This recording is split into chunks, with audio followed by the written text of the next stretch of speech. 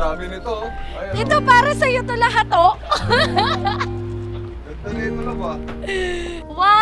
Alam mo, para talaga akong chicks talaga sa relasyon na to. Sinabi, tinanong ko nga si Kuya sa Nice Print. Sabi ko, Kuya, lagi ka pang nakakakita ng sinusurprise. Sabi niya, ngayon lang daw na lalaki ang sinurprise. Sabi ko kay Kuya, dax ka kasi. Kaya, Alam mo na ako isa. pogi mo. Gusto mo ba yun?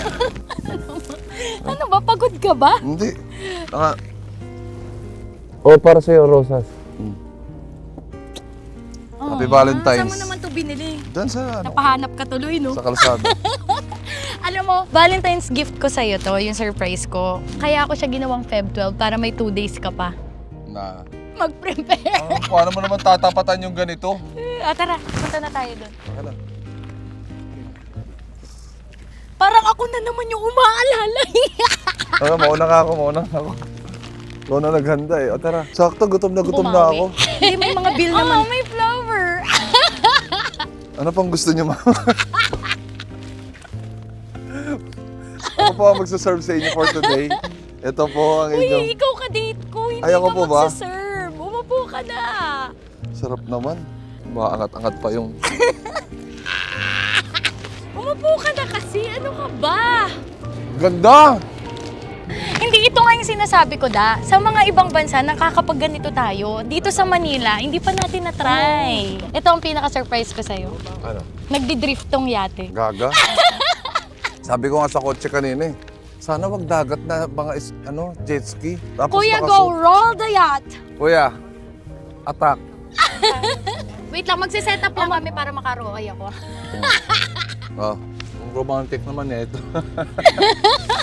Parang sa ating dalawa, parang ako yung may Lagi na lang ako yung ginaganito. Hindi, ang love language mo kasi iba. Yung akin kasi, mababaw siyang uri. Alam mo yung parang isusurprise mo sa ganito, kakain sa labas, yung mga ganun.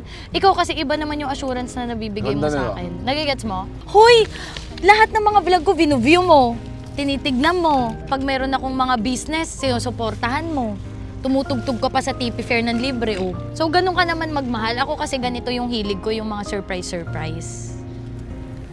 Ganda. Hindi pa nga na-under OA ka. Ang ganda nga eh. Kahit di pa na... Okay na dito kuya. Dito, wag niyo nang paandar eh. Iikotin natin lahat yan. Tapos, magsiswimming pabalik. Uy, stopover din tayo sa mga lugar-lugar. Gaga ka, ano to? Ay, akala Cruise?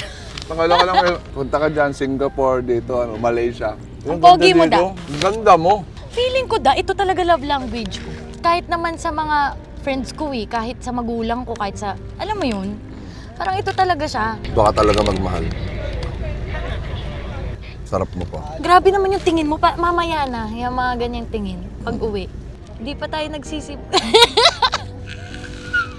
Hindi to pang kabit, ha? Sabi daw kasi pag sa ibang araw kabit yung dinidate. Pag nauna, At saka alam mo ba, pantasya ko kasi yun.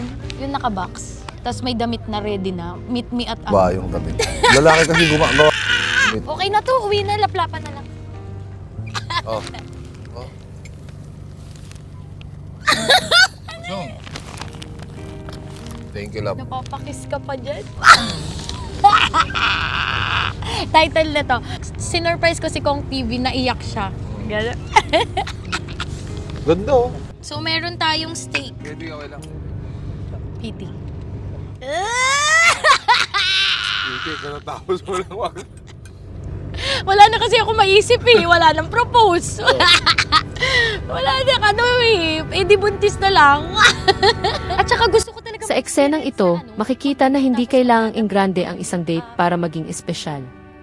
Ang simpleng oras na magkasama ay sapat na para makabuo ng masayang alaala.